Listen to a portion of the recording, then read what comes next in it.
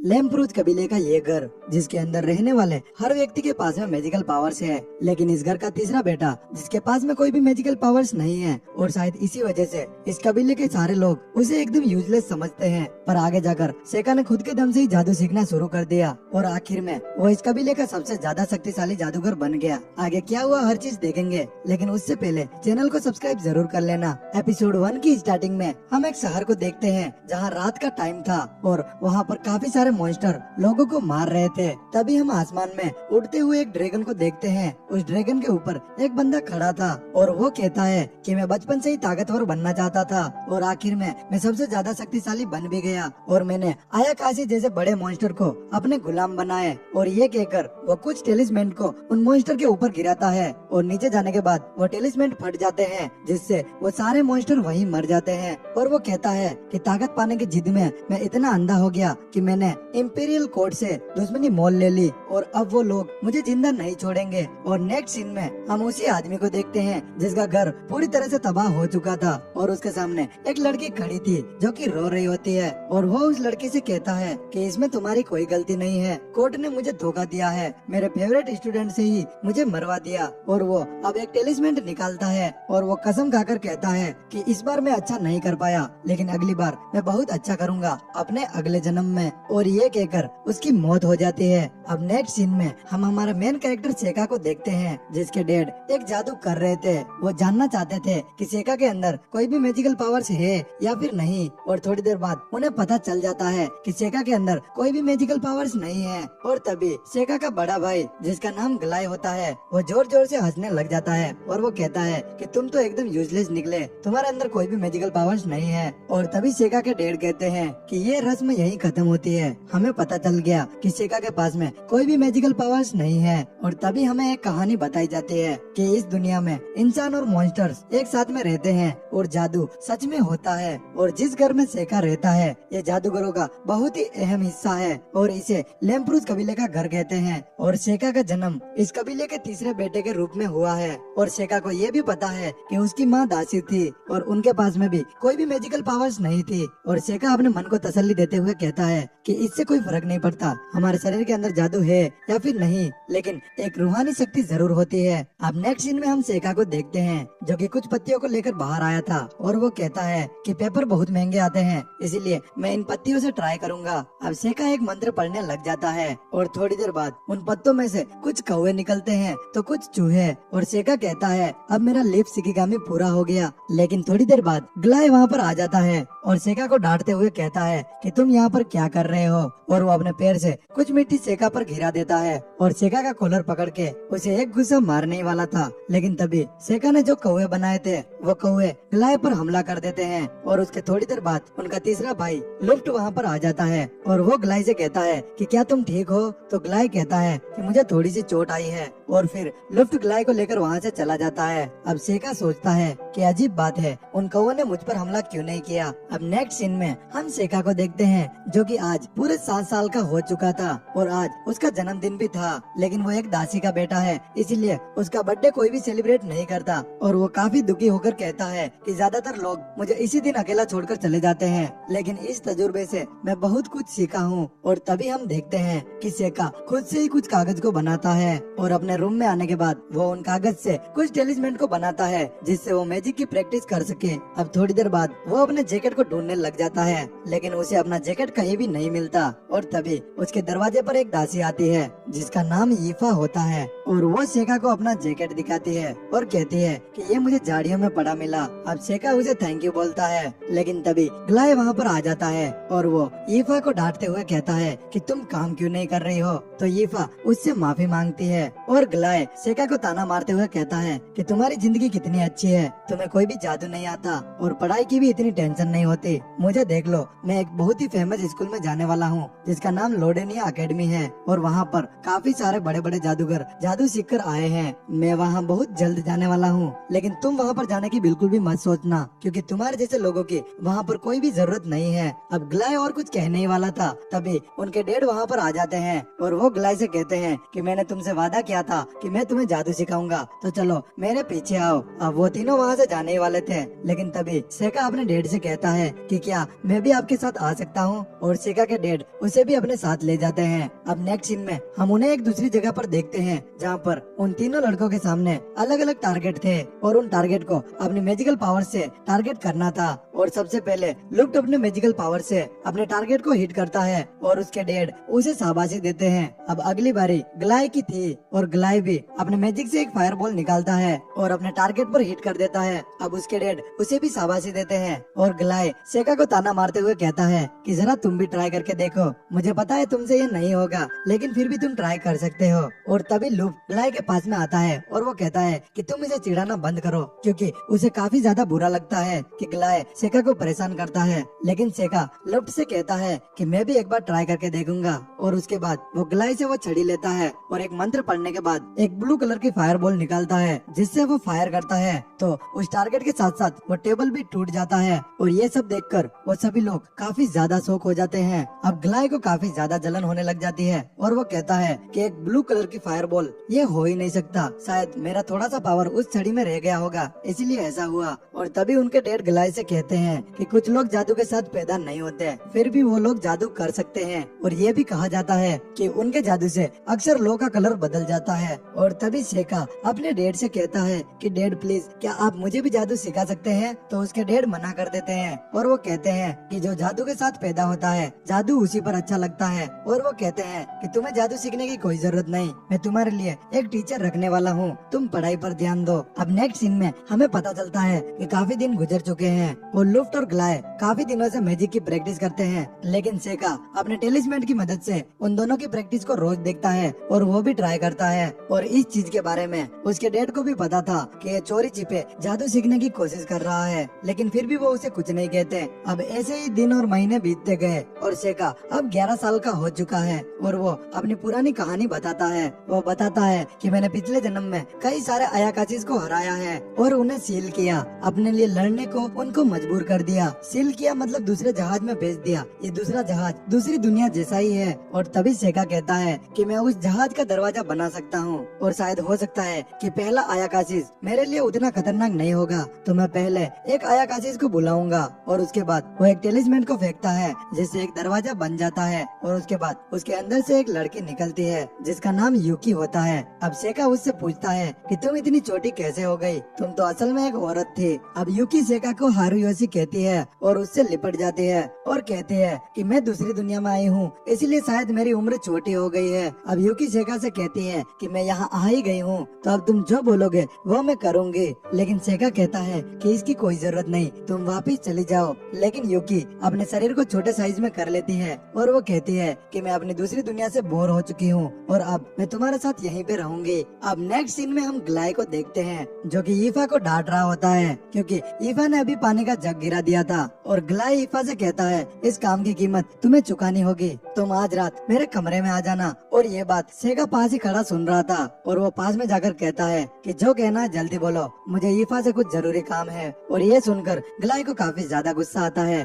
तो वो सेका को एक पंच मारने ही वाला था, लेकिन सेका उस पंच से बच जाता है और ग्लाय शर्मिंदा होकर वहाँ से चला जाता है। अब सेका ईफा से कहता है कि तुम्हें उसके कमरे में जाने की कोई जरूरत नहीं। नेक्स्ट सीन में वो दोनों एक पेड़ के पास में होते हैं जहाँ उन्हें एक जानवर पड़ा हुआ दिखता है और ईफा उसे ठीक करने की कोशिश कर रही थी। और तभी सेका कहता है कि मुझे लगता है कि ये एक मॉन्स्टर है, और ईफा बताती है कि इसके ऊपर कौवा ने हमला किया है, क्या हम इसे बचा सकते हैं। तो सेका अपना एक टेलिस्मेंट बाहर निकालता है और वो उस मॉन्स्टर को ठीक कर देता है। और ये देखकर ईफा काफी ज्यादा खुश होती है और वो कहती है कि तुम्हें हीलिंग मैजिक भी आता है, ये तो बहुत अच्छी बात है। अब ईफा के मुंह से ये बात सुनकर सेका कहता है कि तुम भी तो स्पेशल हो, तुम वो चीजें देख सकती हो जो कोई नहीं देख सकता। अब ईफा काफी ज्यादा शर्माने लग जाती है, क्योंकि वो अपना राज इसे नहीं बताना चाहती। और तभी सेका कहता है कि मैंने कई बार तुम्हारी आंखों को स्पिरिट का पीछा करते हुए देखा है। तो यीफा कहती है कि क्या तुम भी उन्हें देख सकते हो? तो सेका कहता है कि हाँ, मैं उन्हें देख सकता हूँ, लेकिन तुम उनमें और भी कुछ देख सकती हो। और तभी यीफा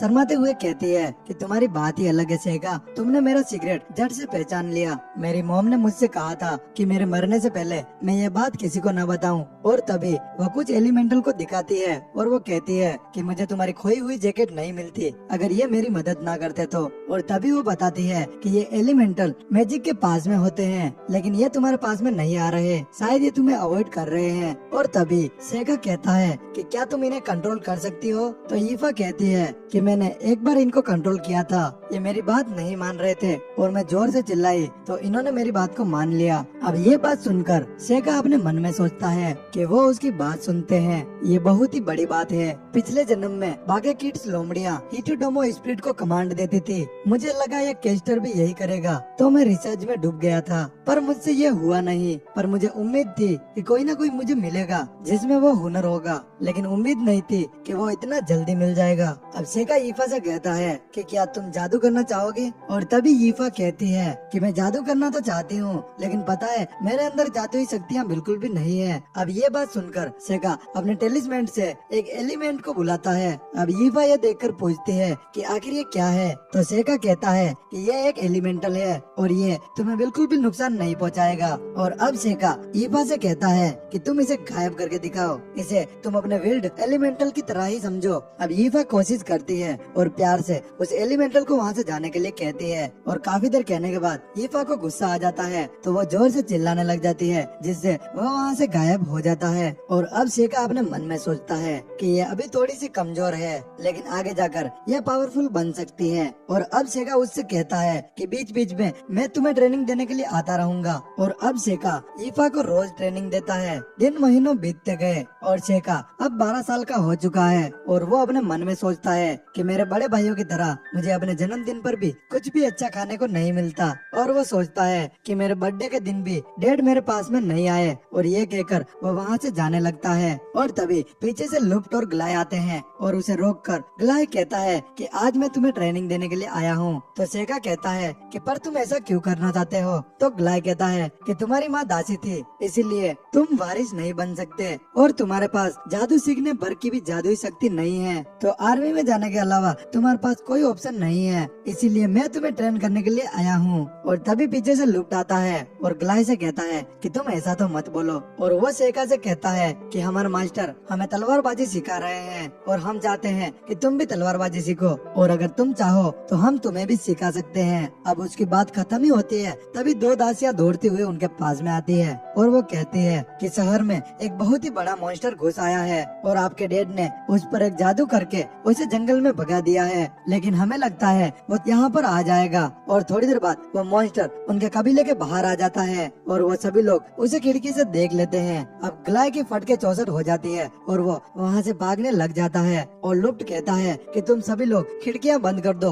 और कहीं जाकर छुप जाओ, लेकिन सेगा उस मॉन्स्टर के पास दौड़ते हुए जाने लग जाता है। और तभी हम उस मॉन्स्टर को देखते हैं जिसके सामने ईफा और एक दासी और खड़ी थी और वो मॉन्स्टर उन्हें बस खाने ही वाला था। और तभी सेगा देखता है कि हिटोडोमा ने उन दोनों को बचा लिया और उसे पता चल जाता है कि ये सब कुछ यीफा ने ही किया है, क्योंकि हिटोडोमा खुद की मर्जी से नहीं चलता, उसे यीफा ने ही बुलाया होगा। और अब सेगा उस मॉन्स्टर को अपने पास बुलाने लग जाता है और वो उस कबीले के एकदम सामने आ जाता है, जहाँ से कबीले के सारे लोग उसे देख सकते हैं। और सेगा एक मैजिक करता है जिससे पॉइजन ओलिफ्लेम डालता है और वो मॉन्स्टर वहीं गिर जाता है। अब ये देखकर वो सभी लोग काफी ज्यादा शॉक हो जाते हैं। अब वो सभी लोग सेगा को चेयर करने लग जाते हैं, लेकिन इस बात का ग्लाय को कुछ भी नहीं पता, क्योंकि वो तो टेबल के नीचे छुपा हुआ था और उसने कुछ भी नहीं देखा। और फर्स्ट एपिसोड यहीं पे खत्म हो जाता है। सेकंड एपिसोड की स्टार्टिंग में हम सेका को देखते हैं, जिसके लिए आज खाने में बहुत कुछ बना था, क्योंकि उसके डैड आज उससे काफी ज्यादा खुश थे,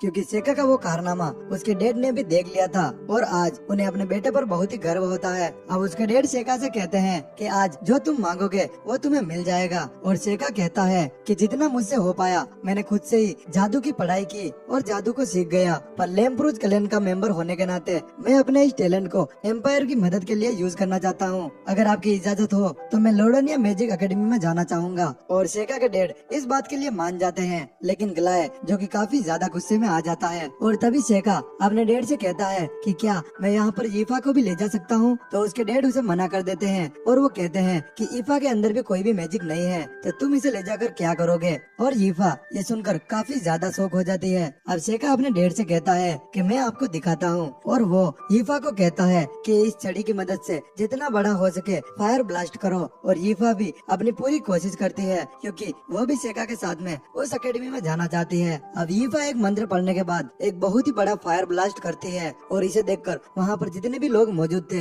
वो काफी ज्यादा शौक में आ जाते हैं। और तभी ग्लाय कहता है कि ये इम्पॉसिबल है, क्योंकि ये मिड रैंक का जादू है। और अब सेका के डैड ईफा को उसके साथ जाने की अनुमति दे देते हैं। और ये सुनकर ग्लाय भड़क जाता है कि आप ऐसा सोच भी कैसे सकते हैं। लैम्प्रूज क्लैन में ऐसा कभी नहीं हुआ कि घर के दो बेटे एक लाइन पर चले। आपको पता है कि मैं उस एकेडमी में जाने वाला हूँ, तो आप एक दासी के बेटे को एकेडमी में कैसे भेज सकते हैं। और तभी उनके डैड कहते हैं कि मुझे पता है कि ये हमारे उसूलों के खिलाफ है, इसीलिए मैं अपने दोनों बेटों को एकेडमी में नहीं भेजूंगा। मैं सिर्फ सेगा को एकेडमी में भेजूंगा और तुम आर्मी की तैयारी करोगे, क्योंकि मैंने तुम्हें बहुत टाइम दिया पर तुमने ये पूरा टाइम आवारागिरी में बिता दिया। अब डैड की ये बात सुनकर ग्लाय काफी ज्यादा गुस्से में आ जाता है, और वो सेका से लड़ाई की बात करता है और कहता है कि तुम मेरे साथ में फाइट करो, और जो जीतेगा वो उस एकेडमी में जाएगा, और हारने वाले बंदे को ये घर छोड़ के जाना होगा। और तभी उनके डैड कहते हैं कि क्या तुम्हें ये मंजूर है सेका। तो सेका कहता है कि मुझे मंजूर है। और उनके डैड कुछ रूल्स बताते हैं कि इस लड़ाई में कोई भी मिड रैंक का जादू यूज नहीं करेगा,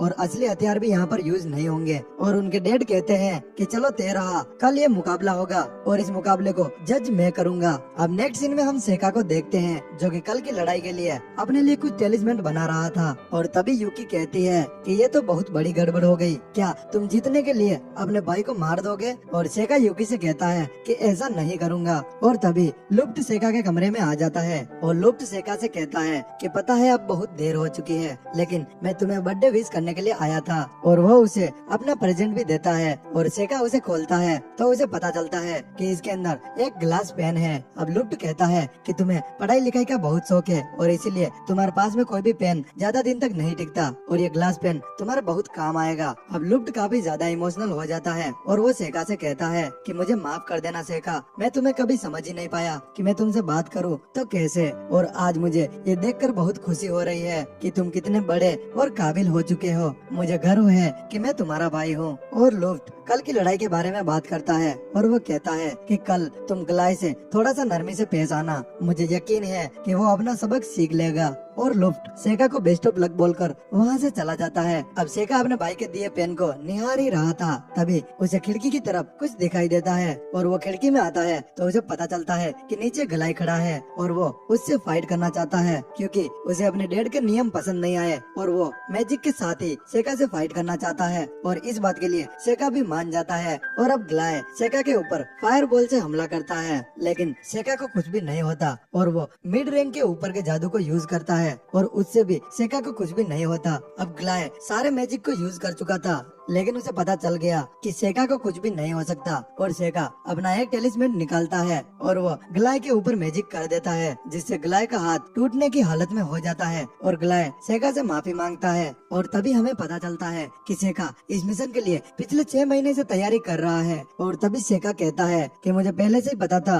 कि इस शहर में कौन कौन से मॉन्स्टर रहते हैं, इसीलिए मैंने बॉन्स को बुलाकर न्यूट नाम के मॉन्स्टर को बुलाया, जिसे हराकर मैं सभी लोगों के सामने कूल बन गया, और इसी तरह मेरा मिशन सक्सेसफुल हो गया। और तभी यूकी कहती है कि इस काम को तुम आसानी से कर सकते थे, लेकिन फिर भी तुमने इतना लंबा रास्ता क्यों चुना। तो सेका कहता है कि शायद तुम भूल चुकी हो, मैंने पिछले जन्म में काफी सारे खतरनाक काम किए, लेकिन इस बार मैं किसी को अपना पावर बताना नहीं चाहता, और मैं बस चालाक बनना चाहता हूँ। अब नेक्स्ट सीन में हम ईफा और सेका को देखते हैं, जो कि लोडनिया एकेडमी में पढ़ने के लिए जाने ही वाले थे, और उनके सामने लुफ्ट खड़ा हुआ था, और वो कहता है कि डैड तो नहीं आ पाए, लेकिन उन्होंने एक संदेश भेजा है कि तुम खूब पढ़ाई करना। और ये कहने के बाद वो ईफा से कहता है कि तुम सेका का ख्याल रखना, और वो कहता है कि तुम्हारी हालत इतनी खराब क्यों है, सेका ने पढ़ाई करने के लिए कहा था क्या। और तभी सेका कहता है कि लोडनिया एकेडमी में एडमिशन कराने के लिए हमें एंट्रेंस एग्जाम पास करना होगा, और उसके लिए पढ़ना तो बहुत ही ज्यादा जरूरी है। और तभी लुफ्ट कहता है कि यहाँ से तुम्हें लोडोनिया पहुँचने में पूरे 7 दिन का समय लगेगा। तो सेगा कहता है कि इस बीच हम पढ़ाई करेंगे। और ये सुनकर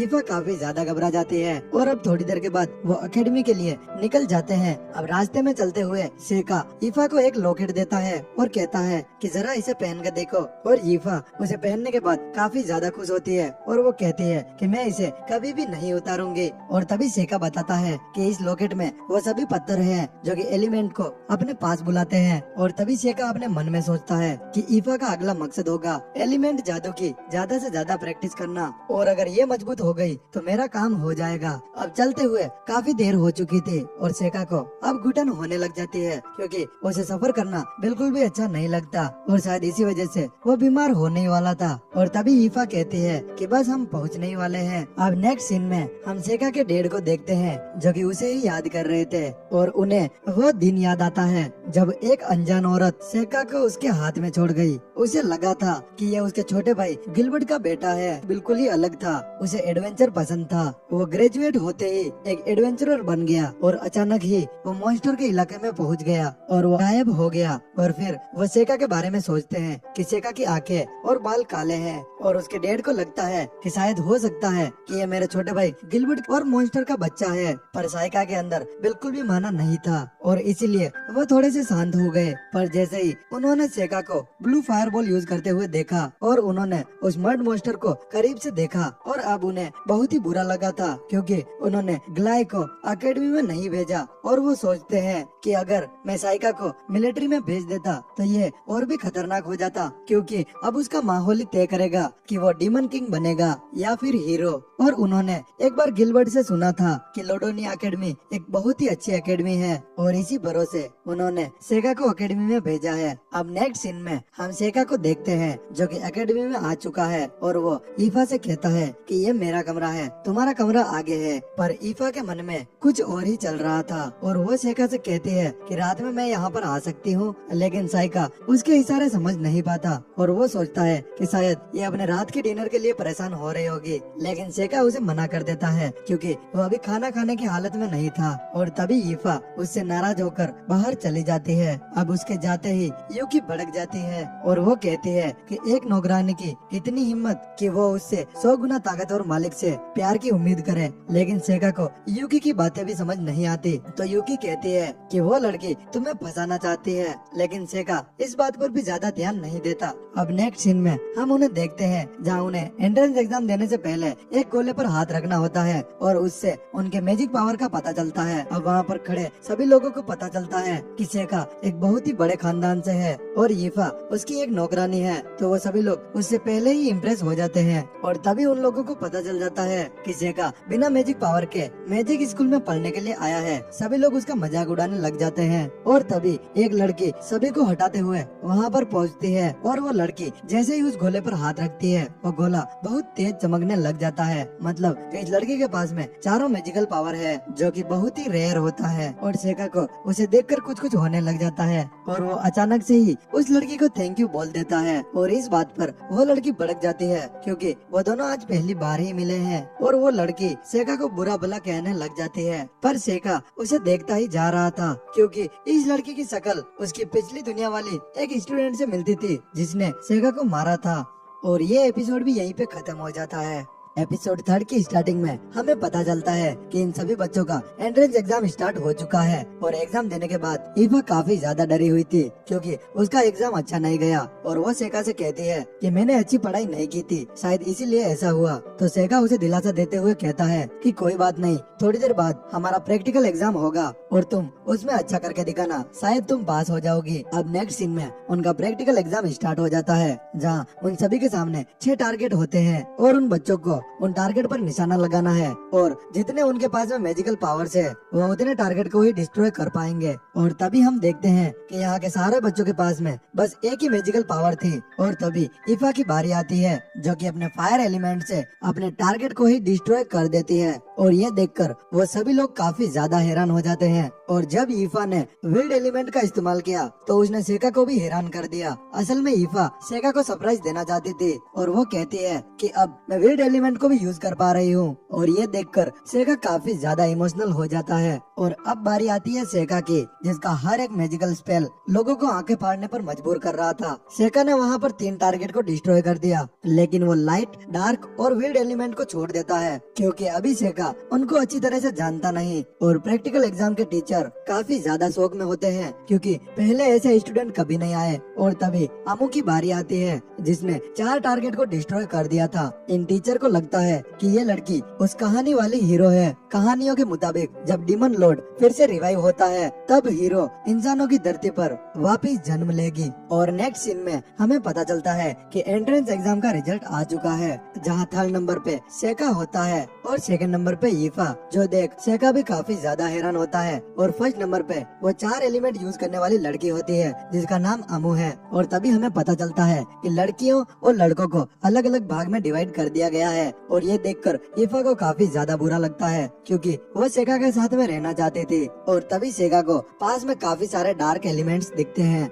वो पास में देखते हैं तो उन्हें पता चलता है कि यहाँ पर एक टेलीपोर्ट सर्कल बना हुआ है, मतलब इस अकेडमी पर एक बहुत ही बड़ा खतरा आने वाला है। सेका चाहता है कि ईफा इस मैटर से दूर रहे, इसीलिए वो कहता है कि ये काम अकेडमी वाले संभाल लेंगे। और ये कहकर वो वहाँ से जाने लगता है, लेकिन वो कुछ टेलिस्मैन को वहाँ पर नजर रखने के लिए छोड़ देता है। अब अकेडमी के अंदर एंट्रेंस सेरेमनी स्टार्ट होती है और अमू वहाँ पर स्पीच दे रही होती है। और तभी वहाँ पर मॉन्स्टर हमला कर देते हैं। असल में वो मॉन्स्टर किसी को ढूंढ रहे थे और वहाँ के सारे स्टूडेंट काफी ज्यादा घबरा जाते हैं और टीचर्स उन मॉन्स्टर से फाइट करते हैं। लेकिन वो मॉन्स्टर काफी ज्यादा खतरनाक थे, इसलिए टीचर के जादू का उन पे कोई असर नहीं होता। अब वो मॉन्स्टर एक टीचर को लगभग मारने ही वाला था, लेकिन सेका अपने टेलिस्मैन से उसे बचाने की कोशिश करने ही वाला था, लेकिन अमू उसे बचा लेती है। अब सेका को उन मॉन्स्टर के अंदर कुछ न कुछ गड़बड़ी लग रही थी, तो वो अपने शिकिगामी की मदद से देखता है तो उसे पता चलता है कि जहाँ पर वो सर्कल बना हुआ था वहाँ पर एक और मॉन्स्टर खड़ा था और वो इन मॉन्स्टर को कास्ट कर रहा था। और ईफा का ध्यान भटकते ही वो अपने टेलिस्मैन से वहाँ से गायब हो जाता है और एक पोयम गुनगुनाते हुए उस जंगल में वापस आ जाता है। वो मॉन्स्टर सेका को एक बच्चा समझकर उसे यहाँ से भगाने की कोशिश करता है, पर सेका वहाँ से नहीं जाता। तो वो मॉन्स्टर अपने कुछ और मॉन्स्टर को बुला लेता है और वो सेका पर हमला कर देता है। और सेका अपने मैजिक का यूज करके एक मॉन्स्टर को वहीं कैद कर लेता है। और अब वो मॉन्स्टर काफी ज्यादा गुस्से में होता है और वो अपने टेलीपोर्ट मैजिक से कुछ तलवारें निकालता है जिससे वो सेका को घायल कर देता है। और फिर वो मॉन्स्टर एकदम से सेका के पीछे टेलीपोर्ट होकर उसका एक हाथ काट देता है। और सेका उस मॉन्स्टर से पूछता है कि तुम यहाँ पर क्यों आए हो। अब उस मॉन्स्टर को सेका काफी ज्यादा इंटरेस्टिंग लगता है, इसीलिए वो उसे बता देता है कि वो यहाँ पर एक हीरो को ढूंढने के लिए आया है। और वो कहता है कि 12 साल पहले हुई भविष्यवाणी की तरह यहाँ पर एक हीरो को और ज्यादा शक्तिशाली होने से पहले मैं उसे मार दूंगा। और वो मॉन्स्टर अमू की बात कर रहा था और अब वो मॉन्स्टर तलवार में सेका के गर्दन फंसाकर उसे काट देता है। और मॉन्स्टर को लगता है कि मैं जीत गया, लेकिन सेका उसकी तलवार के ऊपर पोयम गुनगुनाता नजर आता है। और सेका जो पोयम गा रहा है वो उसके पिछले दुनिया वाले मास्टर ने लिखी थी, जिनको साइका ने खुद ही मारा था। अब वो मॉन्स्टर साइका को एक बार फिर मारता है, लेकिन फिर भी साइका को कुछ भी नहीं होता। वो किसी तरह बार बार रिवाइव हो रहा था। और अब सेका भी उसे पानी के भंवर में फंसा देता है, लेकिन वो मॉन्स्टर टेलीपोर्ट होकर उसके ऊपर आ जाता है और साइका भी उस मॉन्स्टर पे अपना शिकिगामी छोड़ देता है। लेकिन वो मॉन्स्टर फिर एक बार टेलीपोर्ट होकर अपने हाथ को सेका के आर पार कर देता है। और यही उस मॉन्स्टर की सबसे बड़ी भूल थी। सेका उसके हाथ को पकड़कर उसकी बॉडी में एक बहुत बड़ा ब्लास्ट करता है। और अब हमें पता चलता है कि साइका इतने वक्त से अपनी चोटों को टेलिस्मैन से रिप्लेस कर रहा था, लेकिन वो मॉन्स्टर फिर एक बार आ जाता है और उसे लगता है कि साइका के वो पत्ते अब खत्म हो चुके हैं। तो सेका उसे सरप्राइज कर देता है और अपने शिकिगामी मिसूस को उसके सामने ले आता है। और ये देख देखकर वो मॉन्स्टर काफी ज्यादा घबरा जाता है, क्योंकि उसने ऐसा ड्रैगन तो डीमन किंग के पास भी नहीं देखा। अब सेका अपने ड्रैगन मिसुजी को उसके ऊपर छोड़ देता है और वो ड्रैगन उस मॉन्स्टर को खा जाता है। लेकिन मिसुजी वापस आने की जगह वो वहाँ से भागने लग जाता है और सेका को लगता है कि ये शायद मेरी वीक बॉडी की वजह से हो रहा है, और जैसे तैसे वो मिसुजी को वापस भेज देता है। और तभी हमें यूकी से पता चलता है कि साइका लड़ाई के दौरान 3-4 बार जानबूझकर मरा ताकि वो अपनी टेक्निक हितोगामा को टेस्ट कर सके। और जैसे ही सेका अकेडमी पहुंचता है तो उसे पता चलता है कि उन सारे मॉन्स्टर को अमू ने हरा दिया है। अब सेका फैसला करता है कि वो अमू से बात करने की कोशिश करेगा ताकि वो उसके पीछे रहकर अपनी ताकत को छुपा सके, और आखिर में शायद अमू मारी भी जाएगी और इसका सेका को दुख भी होगा, लेकिन फिर भी वो उस चीज में भी खुशी ढूंढने की कोशिश करेगा। और ये एपिसोड भी यहीं पे खत्म हो जाता है। एपिसोड 4 की स्टार्टिंग में हमें पता चलता है कि सेका अमू से बात करने की पूरी कोशिश कर रहा है, लेकिन सेका जब भी अमू के पास में जाता है अमू उसे डांट देती है। साइका ने अपनी पिछली जिंदगी स्ट्रॉन्ग बनने में ही गुजार दी, तो उसे पता भी नहीं कि आखिर दोस्त कैसे बनाए जाते हैं। और अब उस हादसे को बीते हुए 1 महीना हो चुका है और अब वापस किसी मॉन्स्टर ने एकेडमी पर हमला नहीं किया। अब नेक्स्ट सीन में सेका और ईफा कहीं जा रहे होते हैं, लेकिन तभी उनके ऊपर कुछ गिरने ही वाला था, लेकिन सेका अपने टेलिस्मेंट की मदद से ईफा और खुद को बचा लेता है। और उनके टीचर बताते हैं कि ये गलती से मुझसे गिर गया है और ये कैटलिस्ट है, ये डीमन के खून से बना है और वो इसे अपने रिसर्च में यूज कर रहे हैं। अब क्लास में हमें पता चलता है कि अगले हफ्ते इस एकेडमी की एनिवर्सरी आने वाली है, तो एग्जाम में टॉप करने वाले 2 लोगों को चुना जाता है, जिसमें अमू और ईफा होते हैं। और ये दोनों स्टूडेंट सेरेमनी में हिस्सा लेंगे और इन्हें न्यू स्टूडेंट के रोस्टर को लेकर एलियन फॉरेस्ट से होते हुए टेम्पल में रखना होगा। लोडेनिया वही फॉरेस्ट है जहाँ सेका की लड़ाई उस मॉन्स्टर से हुई। सेका को इस बात में भी कुछ न कुछ गड़बड़ी लगती है। वो पूरी क्लास में खड़ा होकर ईफा को पीछे हटने के लिए बोलता है ताकि सेका खुद अमू के साथ उस फॉरेस्ट में जा सके, और ईफा भी उसका कहना मान लेती है। और क्लास के बाहर सेका ईफा से माफी भी मांगता है और ईफा को ऐसा लगने लगा था कि शायद सेका अमू को पसंद करता है, और सेका भी कह देता है कि मैं अमू को सिर्फ एक दोस्त बनाना चाहता हूँ क्योंकि अमू ताकतवर है। और इस बात पर ईफा कहती है कि मैं भी ताकतवर बन सकती हूँ, और वो कहती है कि अब मैं थोड़ी बहुत पावर महसूस करती हूँ और मैं एलिमेंट को कंट्रोल भी कर सकती हूँ। और उसे समझाने के लिए सेका उसे एक ऐसे व्यक्ति को इमेजिन करने के लिए कहता है जो कि काफी ज्यादा शक्तिशाली हो और सारे लोग उससे डरते हैं। असल में वो लड़की अमू है। अब वो दिन भी आ जाता है जब अमू और सेका रोस्टर को लेकर उस जंगल में चले जाते हैं, और रास्ते में अमू सेका से कहती है कि तुम मेरे पीछे क्यों पड़े हो जबकि तुम्हारे पास इतनी खूबसूरत नौकरानी है। और सेका उसे बताता है कि हम दोनों के बीच में ऐसा कुछ भी नहीं है, लेकिन सेका को अब समझ आ गया कि अमू को गंदी बातें करना पसंद है। और ये सुनकर अमू शर्मा जाती है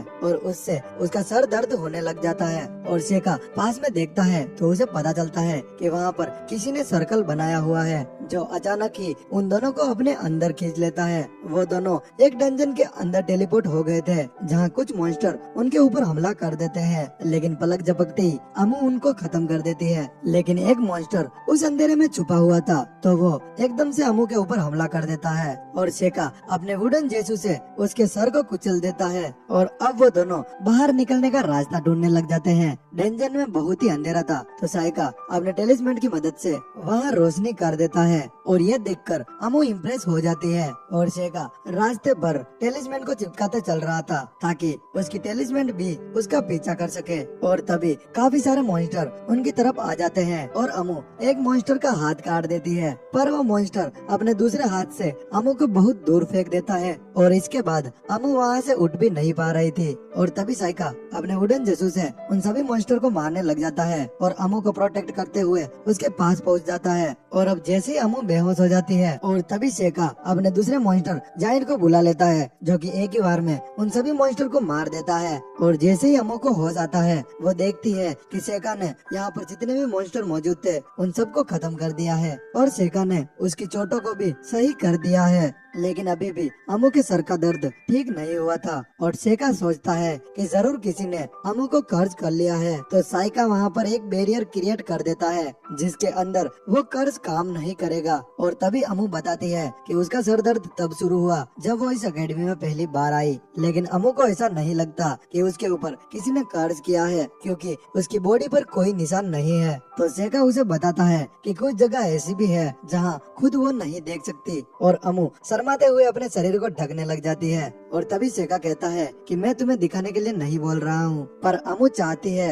कि सेका वो सब कुछ देखे, क्योंकि ये बहुत जरूरी है। और अब अमू सेका का मुंह दूसरी तरफ करा के अपने सारे कपड़े उतार देती है, लेकिन उन्हें फिर भी कोई निशान नहीं मिलता और वो पूरे वक्त बैरियर के अंदर भी नहीं रह सकते। तो सेका अमू के कर्ज को टेलिस्मेन पर रिप्लेस कर देता है। और सेका की ऐसी अलग अलग टेक्निक देखकर अमू भी अब काफी ज्यादा कंफ्यूज हो जाती है। लेकिन ये बात छोड़कर अमू फिर से ईफा के बारे में बात करने लग जाती है। और वो कहती है कि ऐसा हो ही नहीं सकता कि तुमने अभी तक किस नहीं किया हो। और सेका उसे फिर से समझाता है कि वो एक फैमिली की तरह है। अमू को फिर भी सेका की बातें एक मजाक लग रही थी, तो सेका उसे बता देता है कि वो एक नौकरानी का बेटा है, इसलिए परिवार में उसकी कोई अहमियत नहीं है। बस इकलौती ईफा ही है जो उसे समझ सकती है। लेकिन सच तो ये है कि सेका इस बार किसी के ऊपर भरोसा नहीं करेगा। और अमू भी कहती है कि मैं भी तुम्हारी तरह अकेली ही हूँ। अमू की माँ गिल्ड ओनर है और उसके फादर एक एडवेंचरर। अमू को बचपन से ही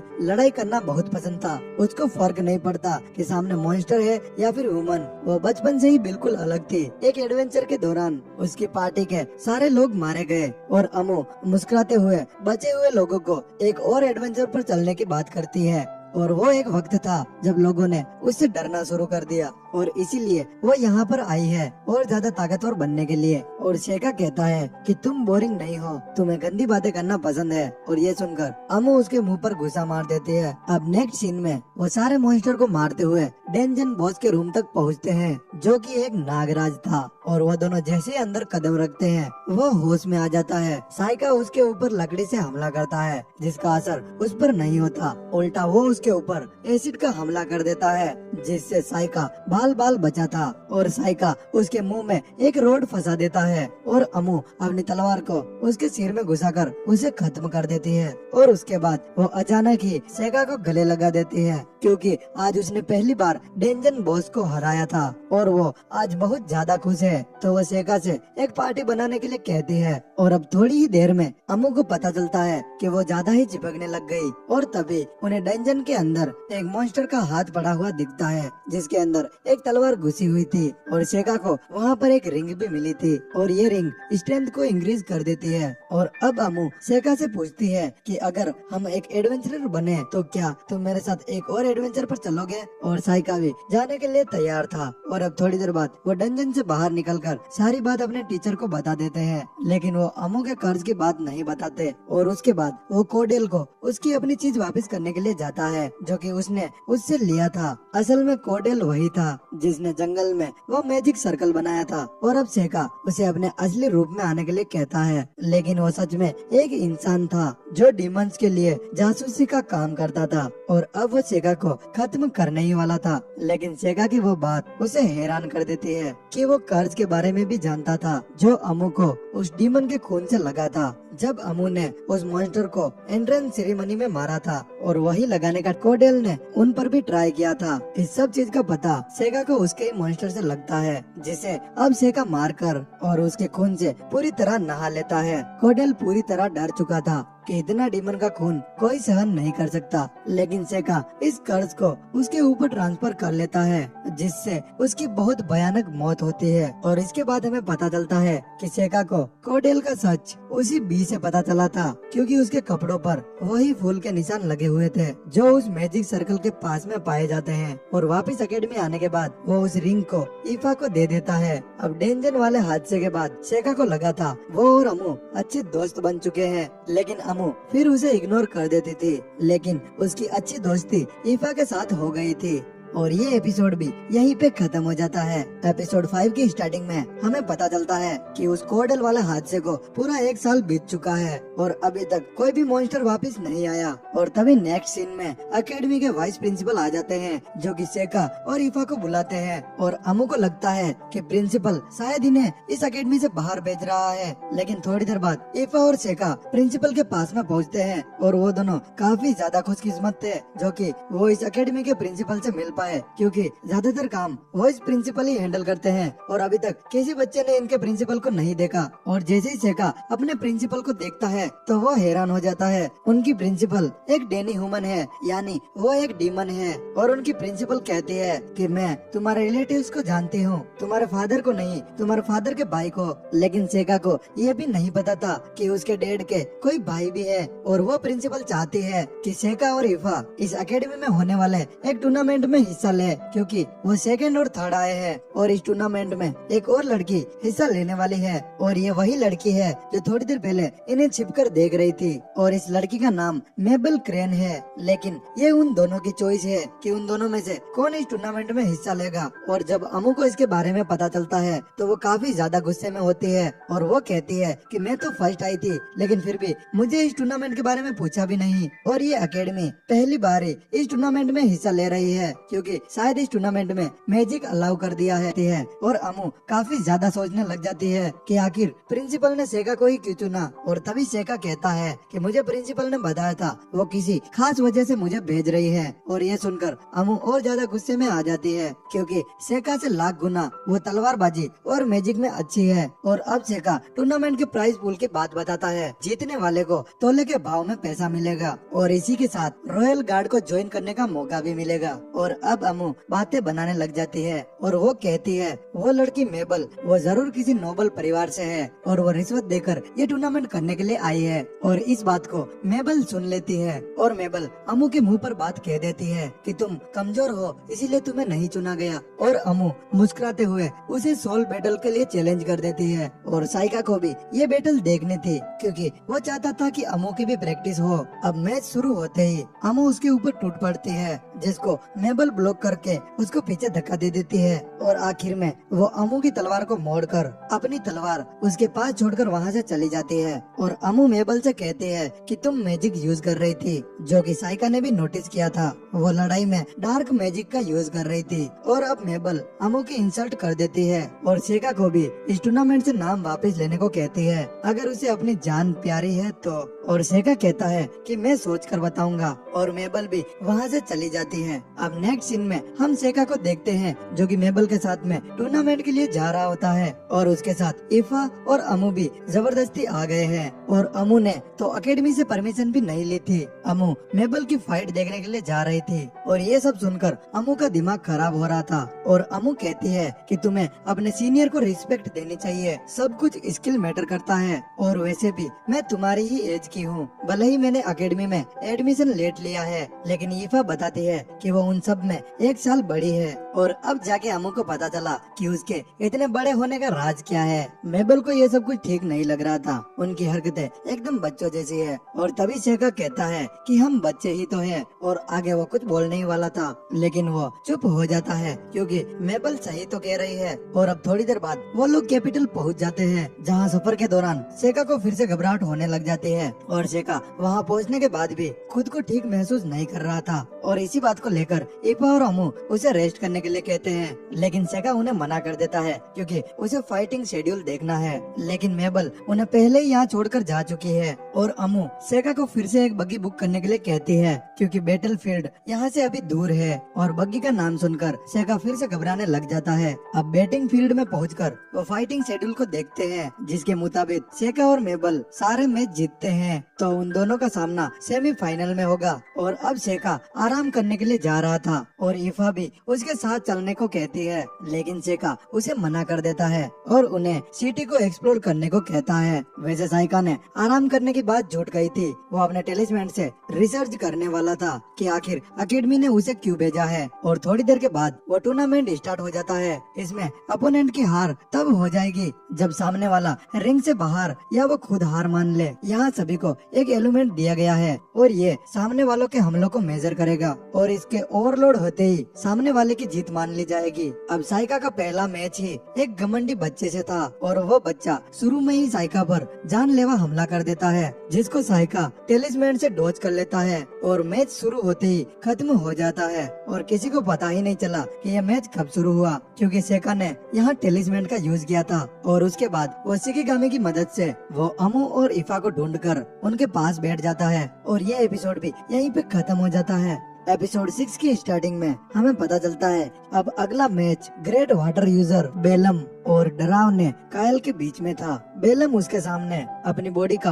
काबू खो देता है और कायल बिना किसी झिझक के उसे वहीं खत्म कर देता है और ये करते हुए उसकी बॉडी एक बार भी डगमगाई नहीं थी और लोगों ने भी उसे इस तरह एंजॉय किया। शायद इस दुनिया में किसी की मौत की कोई कीमत नहीं। कायल के पास बियर एवीआई है, जो भी उसकी आंखों की चपेट में आता है वो डर से वहीं जम जाता है। और अब अगला मैच साइका और एक गोलम यूजर के बीच में था। उसने अपने गोलम को एंटी मैजिक प्रोटेक्ट बनाया था, पर साइका अपने शिकिगामी तमायाकी को बुलाता है और वो उसके टुकड़े टुकड़े कर देता है और शेका वहाँ से बचकर निकल जाता है। वो वहाँ से इसीलिए चला गया क्योंकि इस मैच में शिकिगामी यूज करना बिल्कुल भी अलाउ नहीं है और अगर साइका यहाँ पकड़ा जाता तो उसे इस टूर्नामेंट से बाहर कर दिया जाता। और तभी कायल की ये फाइट देखते दौरान ईफा काफी ज्यादा डर जाती है और वो नहीं चाहती कि शेका आगे और फाइट करे, पर शेका ईफा को दिलासा देता है कि वो वन पीस में ही वापस आ जाएगा। और तभी अमू उससे पूछती है कि अगर तुम टूर्नामेंट जीत गए तो क्या तुम रॉयल गार्ड को ज्वाइन करोगे? तो शेका उसे मना कर देता है और कहता है कि तुम्हारे इस सवाल की वजह क्या है? तो अमू उसे कोई भी जवाब नहीं दे पाती और वो शर्माने लग जाती है। असल में ये दोनों काफी ज्यादा घबराए हुए हैं और ये नहीं चाहते कि शेका यहाँ पर और ज्यादा फाइट करे, लेकिन साइका के लिए यहाँ सरवाइव करना एक पप्पी के साथ खेलने जैसा है। और तभी इस टूर्नामेंट का अगला मैच स्टार्ट होता है जो कि मेबल का होता है और मेबल भी शेका की तरह काफी सारे मैच जीत कर आई थी और उसका ये मैच एक पावरफुल अर्थ मैच के साथ में था। और मैच स्टार्ट होते ही उसका अपोनेंट उस पर पत्थरों से हमला करता है, लेकिन मेबल उन पत्थरों के टुकड़े टुकड़े कर देती है और अब मेबल अपनी छोटी सुइयां निकालती है और ये सब देखकर वो जादूगर उसके सामने एक बहुत बड़ी पत्थर की दीवार बना देता है, लेकिन मेबल की सुइयां उस पत्थर की दीवार को तोड़ देती है। असल में यहाँ पर मेबल ग्रेविटी मैजिक का यूज कर रही है और वो ऐसा तब करती है जब वो अपनी सुइयां फेंकती है, जिससे वो सुइयां भारी होकर बहुत ताकतवर हो जाए। और अब नेक्स्ट सीन में वो उस जादूगर की छड़ी को तोड़कर उसे सरेंडर करने के लिए कहती है, लेकिन जब टूर्नामेंट में मेबल की जीत को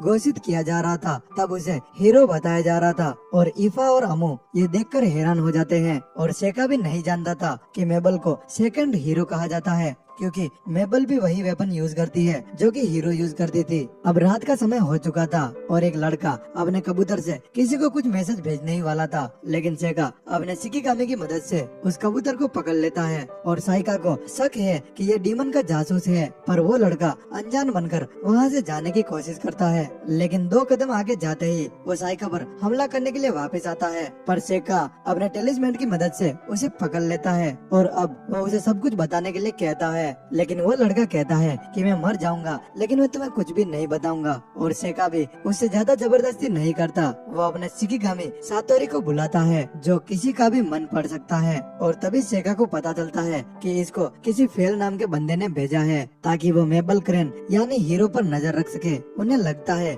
कि मेबल वही भविष्यवाणी वाली हीरो है क्योंकि वो एक लड़की है और उसके बाल भी लाल है, पर उनका यकीन इतना पक्का इसीलिए है क्योंकि उनके भेजे हुए डीमन और मॉन्स्टर उस एकेडमी से ही गायब हो गए। अब सातोरी का इतना अच्छा इस्तेमाल देखकर उसे एक गिफ्ट देता है। वो उसे उस आदमी को खाने के लिए कहता है और वो उसे खाने के बाद शेका का मन ही पड़ने लग जाता है और ये देखकर साइका को अपने ही शिकिगामी पर गुस्सा आ जाता है। उसकी शिकिगामी सातोरी को भी बहुत डर लगता है और वो चुपचाप वापस वहाँ से चला जाता है। अब शिकिगामी के जाते ही शेका उस मैसेज को पढ़ने की कोशिश करता है, लेकिन वो कुछ अलग ही लैंग्वेज में लिखा हुआ था, इसलिए शेका उसे नहीं पढ़ पाता तो वो उसे जला देता है। और वैसे भी वो अकेडमी वालों का प्लान पहले ही समझ चुका है। वो मेबल को सबके सामने हीरो दिखाना चाहते हैं ताकि वो असली हीरो को डीमन से छुपा सके। और वैसे भी शेका ने डीमन और जासूस को मार दिया था और इसीलिए डीमंस को असली हीरो का पता ही नहीं है। पर सोचने वाली बात तो यह है कि आखिर मेबल इस सब में राजी क्यों है। शेका का अगला अपोनेंट नेक्रोमैनर यूजर है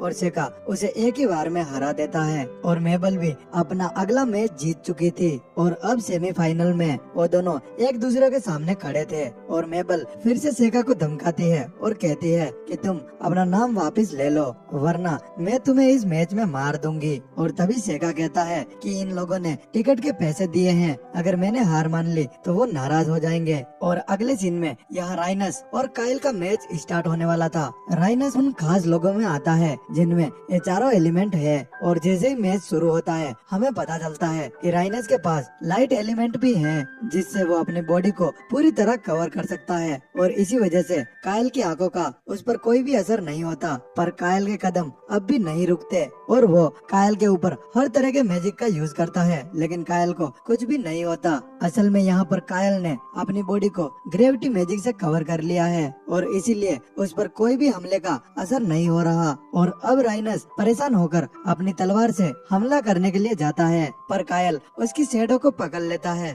जिससे वो एक ही जगह पर थम जाता है और कायल बस उसे मारने ही वाला था लेकिन उससे पहले ही जज उसकी जीत को घोषित कर देते हैं और इसी तरह राइनस की जान बच जाती है। और अब हमें पता चलता है कि कल आखिरी मैच है वो भी मेबल और सेका के बीच में और तभी यूकी सेका से पूछती है कि तुम कल के मैच को हारोगे या फिर जीतोगे तो सेका उसे बिना जवाब दिए ही सोने की कोशिश करता है तो यूकी उससे चिपक जाती है और तभी सेका को अपने शिकिगामी से पता चलता है कि ऊपर से हमला होने वाला है तो वो यूकी को लेकर तुरंत साइड पर हट जाता है। वो हमला मेबल ने किया था क्योंकि वो सेका को मारने के लिए आई थी और वो दोनों लड़ते हुए खिड़की से नीचे गिर जाते हैं। वह सेका पर अपने डिगर से जानलेवा हमला करता है लेकिन सेका अपने टेलिस्मेंट की मदद से दूसरी जगह टेलीपोर्ट हो जाता है। अब सेका को भी काफी ज्यादा गुस्सा आ जाता है और वो पीछे नहीं हटने वाला था लेकिन तभी एक शराबी अंकल उनके बीच में आ जाते हैं और मेबल उन अंकल पर भी हमला कर देती है और सेका का ध्यान भटकते ही